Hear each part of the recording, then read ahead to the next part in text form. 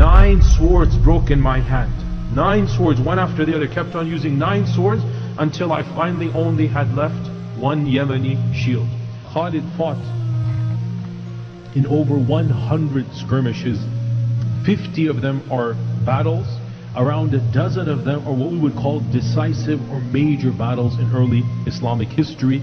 And Khalid ibn al-Walid is the most famous commander in the history of Islam. Obviously, after our Prophet ﷺ, there is nobody that is even partially equivalent to him. Nobody took on both of the superpowers at the same time, marching between one superpower to the other to destroy them at the same month. Think about that. I mean, wallahi, think about that. Destroying the Sassanids over there, traveling through the desert, and then marching all the way to Sham, and then starting a series of victories in Sham.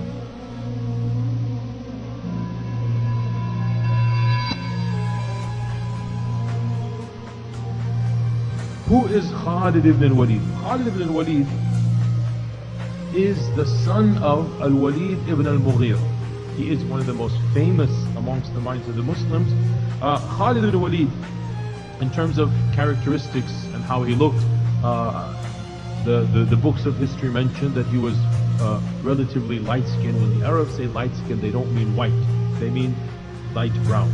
And he was very similar looking to Umar ibn al-Khattab. So broad shoulders, very big beard, and muscular.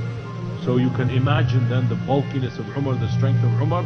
That is also Khalid ibn al-Walid. The same type of physical stature, which is completely what we would expect being the general that he is. You can't be a general and not have that type of body structure. Now the Banu Makhzum, which is his tribe, the Banu Makhzum were known for being the most well-trained in the arts of war. The Banu Makhzum prided themselves on their elite training. And the Banu Makhzum typically also had the best weapons and lances and spears. It probably goes back to the money that they had. And so Khalid grew up being trained by the same people that trained the fellow Banu Makhzum. So the Banu Makhzum were skilled in the arts of war. And Khalid grew up at a young age, basically learning to ride the horses and using spears and bows and arrows and lances.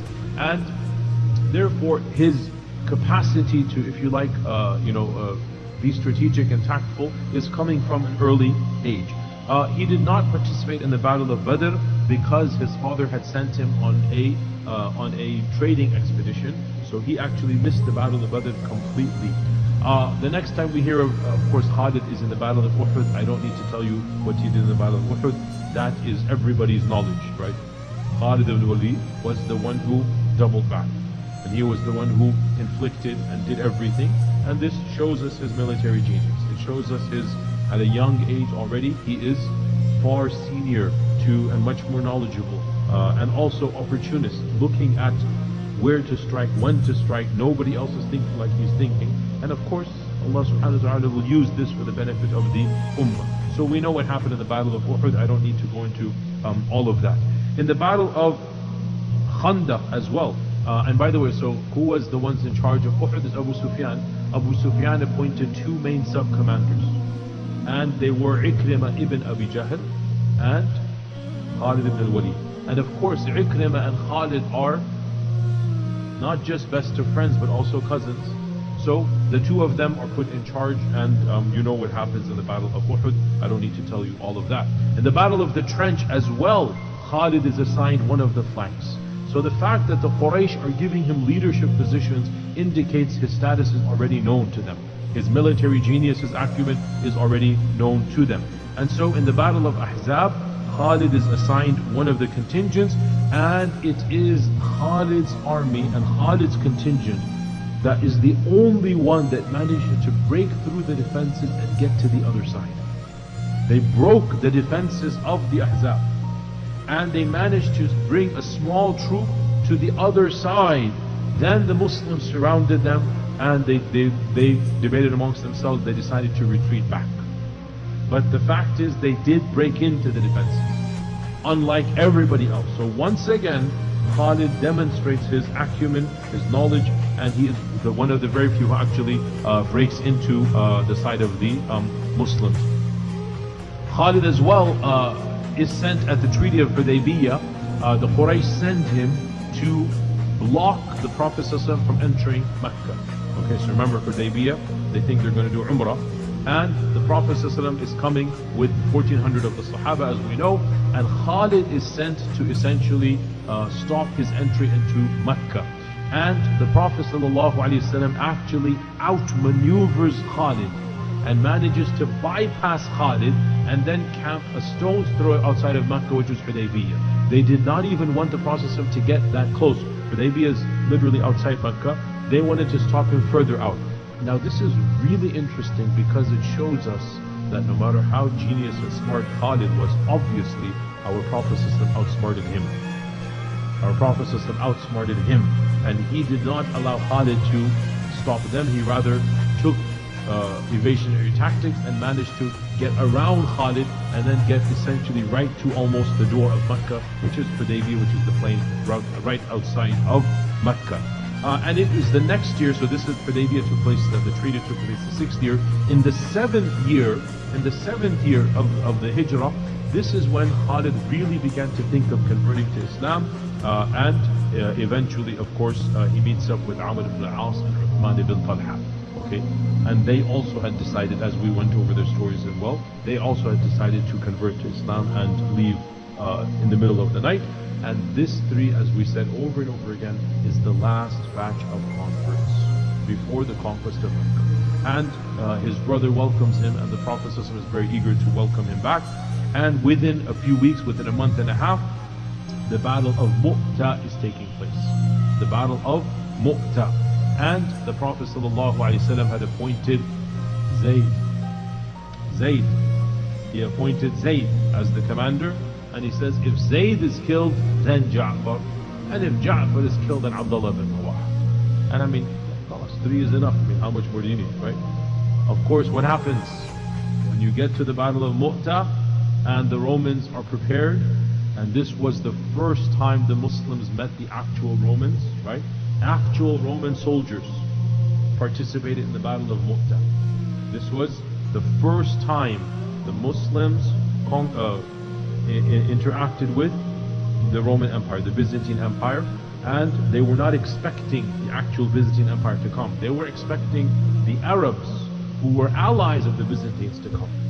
But the Arab, the tribe panicked and they called in the Roman troops, and the Muslims were not prepared to face the Roman troops. They weren't trained to face the Roman troops. And so a bloodbath ensues, and of course Zayd is killed, Ja'far is killed, Abdullah is killed. All 3 are killed. And the Muslims do a hasty retreat, and whoever is left alive, now they need to do something. And they're surrounded and they're outnumbered 10 to 1. They have no clue what to do. And they look around and they say to Khalid ibn Walid, you're in charge. Khalid says, I'm just a new Muslim, which he was. He's barely a month old. I'm not to that level. I'm not capable. And they insisted, we have no option. You have to be in charge. And so he takes the leadership hesitantly. So what appears to be the case is that Khalid ibn al-Walid, he realized that there's no way to achieve actual victory, and that the only real victory would be to preserve the Muslim army from complete destruction, from massacre. So what did he do? He has a 2-pronged tactic. The first tactic was that he organized the army for a quick, short-term attack. And the purpose of this was to cause the Romans to stop from their onslaught. So he wanted to just launch a quick attack to pause the Romans and cause them to stop in their onslaught. And how did he do this? Again, we only have one narration, but I'm sure there were other things that he did. But one of the things that is mentioned is that he strategically positioned the archers, so that the archers were able to stop the onslaught of the Romans from coming. And so a group of archers basically were the primary method that was used. And there's no doubt that there was a direct onslaught as well. And this is mentioned by Khalid himself in Sahih Bukhari. He says that on the day of Mu'tah, 9 swords broke in my hand. 9 swords, one after the other, kept on using 9 swords. until I finally only had left one Yemeni shield. So from this we derive that there was also an onslaught, there was also an attack on the ground, on infantry, and this was led by Khalid ibn al-Walid. And what this did was that by the time night fell, the two armies had managed to separate themselves outside of the distance of a bow and arrow. So they are now safe from the bows and arrows throughout the night. The two armies are now within visual sight, but not within the sight of bows and arrows. And so when night fell, the Muslims are at least safe for the time being, and they took shelter behind a hill. And it was on that evening that finally the martyrs could be buried. So the bodies had been lying there for the entire day. So in the evening, that was when the martyrs could be buried, and the three of the leaders. And he then devises an ingenious tactic. And that tactic was, in the middle of the night, he sent groups of Muslims far away and told them to start arriving at particular times in the day. Okay, so it appeared from the Roman side that reinforcements were coming. When the next morning wakes up and they see one batch arrives, and then a few hours later another batch arrives, then a few hours later another batch arrives. So the impression is given that the support is coming. So the Romans pause, because their goal was to come and attack, and that's it, they'd be done with it. Kill all the Muslims. The Roman paused, like, we're not going to attack, what's happening? The next night, Khalid and the troops disappear into the desert. They withdraw back. Now, this is not a victory in the sense of a political victory. It is a victory in the sense of avoiding annihilation, avoiding massacre. So the Muslims managed to survive, escape. And that's why when the Muslims returned, some of the hypocrites, those who didn't even go out fighting, they mocked Khalid ibn Walid and the others, and they said that, oh, you fled from battle. You turned your backs on the army and you fled from battle. And the Prophet ﷺ said, he only turned his back in order to turn it back again one more time. Like, he came in order to go back. Because if he hadn't come back, then he couldn't have gone back, right? But the fact of the matter is that what Khalid ibn al-Walid managed to do was to save the bulk of the Muslim army from what otherwise would have been a complete disaster or catastrophe, so much so that only a handful of Sahaba passed away. We know the names of around 15, probably another 5 or 10 whose names we do not know. So the fact of the matter is, out of 3,000 people, 1% basically passed away. 1%. And that is, alhamdulillah, a very, very great, if you like, victory in its own way, that faced with the odds that they were faced with the superior fighting power, still the fact that less than 1% of the army actually passed away and or died, and the rest of them returned. And this was also when the Prophet ﷺ called him Sayfullah. This is the title. This is the Battle of Mu'tah, is when our Prophet, and when did he call them Sayfullah? The day that Khalid did his tactic, and weeks before they arrived back in the city. And then he said, until one of the swords of Allah took the banner, and Allah gave them victory at his hands. حَتَّى أَخَذَهَا سَيْفٌ مِّن سُيُوفِ اللَّهِ. This phrase is in Bukhari. A sword from the swords of Allah took the banner, and Allah gave them victory. So from this we get the famous title that Khalid ibn Walid, Sayfullah. He was one of the primary leaders of the conquest of Mecca. He was one of them that the Prophet put in charge of one of the flanks in the conquest of Mecca. When Mecca is conquered, actually the only group that actually encountered resistance was the group of Khalid ibn Walid.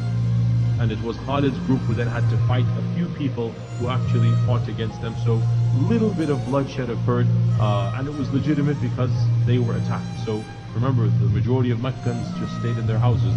Khalid's entourage was attacked by a small group of mob, and they had to fight back. And so that was the only blood that was shed in the conquest of Mecca.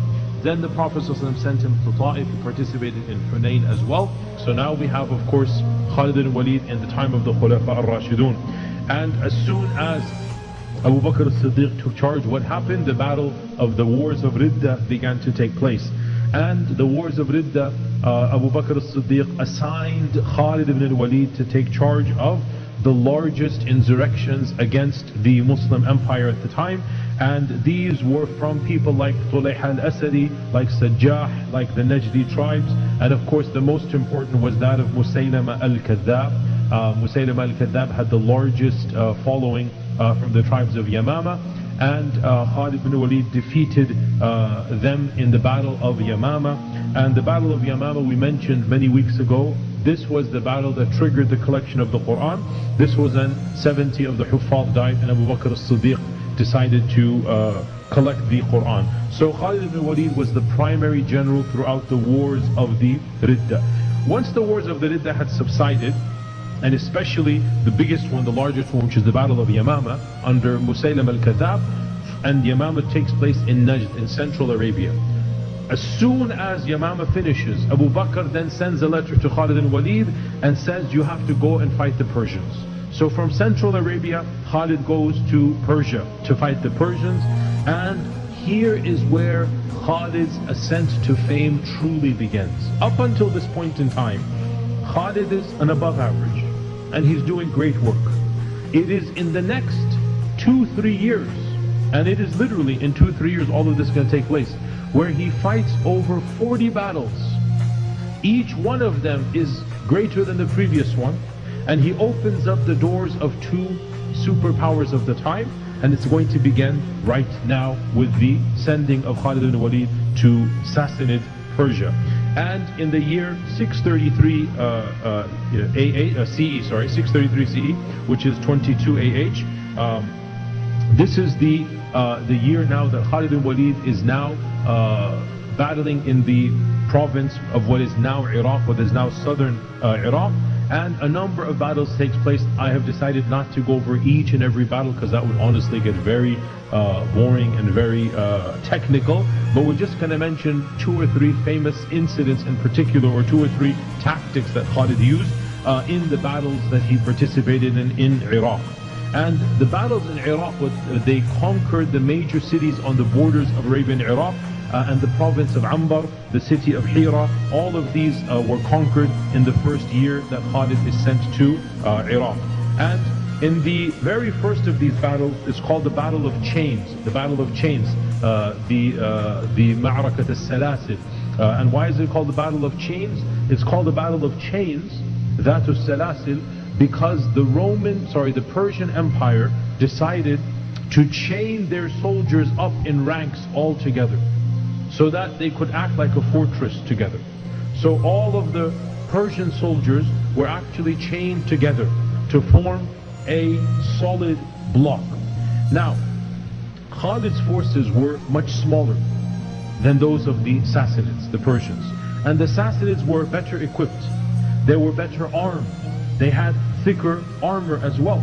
This is Persian artillery, Persian warfare, Persian armor. The leader of the Persians, his name was Hurmuz, and Hurmuz was killed in a one-on-one with Khalid ibn Walid. Khalid challenged him to a duel, and this was another tactic of Khalid, because the Arabs had this tactic of duels.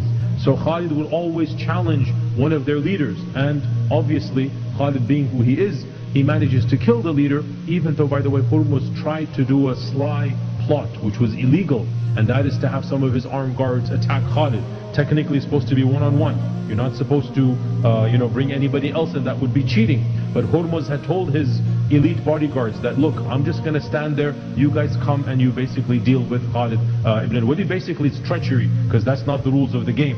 You know, when you have arm-to-arm combat, it's supposed to be one-on-one. But Hurmuz decided to betray this, and Amr ibn al-As and others, they saw this from afar, that something is happening. So they essentially brought a contingent and they defeated the armed guards before they came, and Hurmuz and Khalid had a one-on-one, and Hurmuz could not win against Khalid ibn al-Walid, and Khalid ended up killing Hurmuz. And with the death of Hurmuz, the entire Sassanid army was obviously traumatized, taken into chaos, and they were tied hand to hand, foot to foot.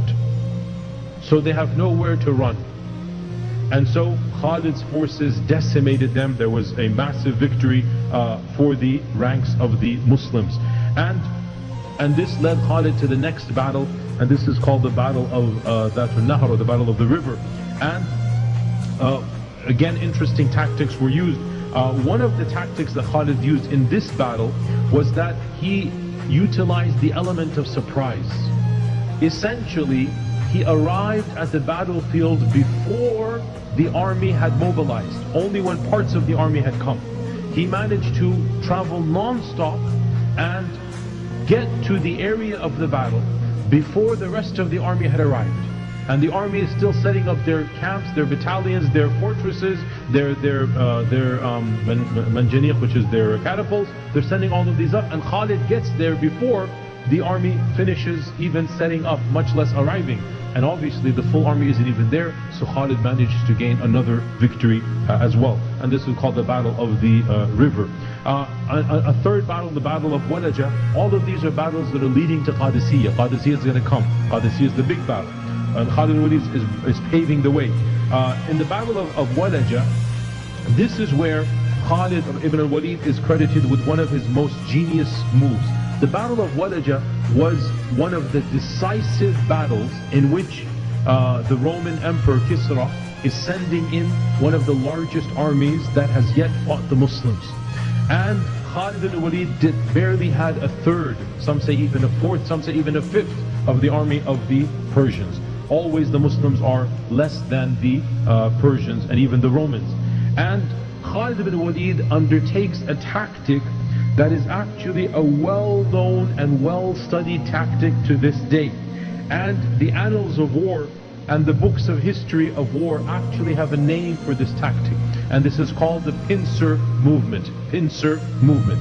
And this pincer movement, it is mentioned by many famous military tacticians going back to Sun Tzu in The Art of War. If you know the famous Chinese general who wrote one of the first military books ever written in the history of mankind. It's called Sun Tzu's Art of War. And in The Art of War, he actually mentions this pincer tactic. He doesn't call it the pincer tactic, but he discourages it. And he says this is a dangerous tactic because it is likely that your army will flee before the end of the battle. It's that dangerous. Your own army will flee. So he discourages it. Historically speaking, this tactic has also been used by some of the greatest military commanders in the history of mankind. Alexander the Great used this tactic. Hannibal the Conqueror, who fought against the Romans. Hannibal, the famous Hannibal, one of the most famous military generals in history, who fought against the Romans and won them.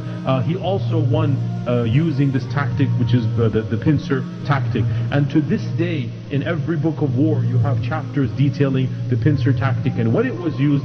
And Khalid ibn al-Walid is mentioned as one of the people who used this tactic as well in this Battle of Walaja. Now what is interesting, yes, this tactic is studied at Sandhurst, it is studied at West Point, but Khalid ibn al-Walid did not go through Sandhurst. He didn't go through West Point. He did not study Sun Tzu's Art of War. He did not study Hannibal's, tactics. How did he come across this? Honestly, we have to say Allah Azza wa Jal blessed him with it. He did not go through these trainings, and yet he came across that tactic. Now what exactly is the tactic? I was mentioning the pincer tactic all along. What exactly is it? Well, I'm not an expert in these fields, but just in simple layman's terms, I am a layman, and I think all of us are laymen here when it comes to military tactics. So in layman's terms, from one layman to the rest of you all, this move is basically called the pincer tactic because the goal is to pinch the army, to spread yourself thin, and to encircle or at least pinch the army from multiple sides. Now this is a huge risk and gamble because in order to do that, you have to spread extra thin. So if you are fortified and you have rows of 100, let's say, to do the pincer tactic, you're going to have to go down to rows of 20 maybe. So you have to spread very thin. And what this means is your casualties will be great. And that's why Sun Tzu said it should not really be done because it will lead to a lot of massacres, or your troops might flee. But what is the positive? The positive is that you're able to maximize a small group against a larger group, and you throw the larger group into chaos because they are not expecting to be attacked from the sides. They're expecting to be attacked from the front. All armies line up to attack from the front back, and they have their techniques and their tactics, and they have the arrows in the back and the lances in the front and the swords in the middle. They have a row in this manner. right? The pincer tactic essentially disrupts the layers of an army, and it brings about a chaos by attacking from the sides rather than from the front. And this is very dangerous because, as I said, you have to make yourself very thin in order to maximize your potential against the army. Well, in this case it worked, and it was a resounding victory. It was a resounding victory, and therefore this battle becomes one of the standard battles that is studied to this day in many books of histories of battles and war tactics, about how to use the pincer effect to the maximum advantage. And again, it's interesting, Khalid ibn Walid never studied this. It just was something that Allah blessed him with. And one of the battles as well was the battle of Ulais, which was really they said this was the bloodiest battle ever fought up until that point in time in Islamic history. It was a fierce battle, and Khalid ibn Walid decided to do something that was to prove controversial among some later historians, but at the time it makes complete sense. He basically said, after he won the battle, no prisoners of war. And what does that mean? Everybody was executed. What's the point of doing that at this point in time? What is the wisdom? This is meant to inflict fear in the ranks of the Sassanids, because he has an empire to conquer. Remember, we still haven't even come to Qadisiyah. This is pre-Qadisiyah, right? And he's winning 1, 2, 3, 4, 5, 6 mini battles, and his troops are not enough to take on the entire Sassanid empire. He needs to send a message. And in this battle, there is no doubt that a lot of people were killed. After Khalid won, the standard tactic is to take prisoners of war. Now the Sharia, now we talked about this many times, like, look, Islamic law is different from modern warfare. And what should a modern Muslim country do in modern warfare is something that modern scholars have to discuss. And it is my opinion that yes, we are allowed to go and rethink through these laws, no problem. Well, this is one of those things that essentially, when the Muslims won, Khalid said, no prisoners this time. This time, no prisoners. So essentially, maybe 10,000 people. And these are all, by the way, these are not civilians, these are clearly army people. I mean, we're not talking about killing civilians, but nonetheless, the Geneva Convention would say, once the war is over, what should you do? Take them prisoners, treat them humanely until whatever needs to be done. You know, imprison them, then hand them back, whatever needs to be done.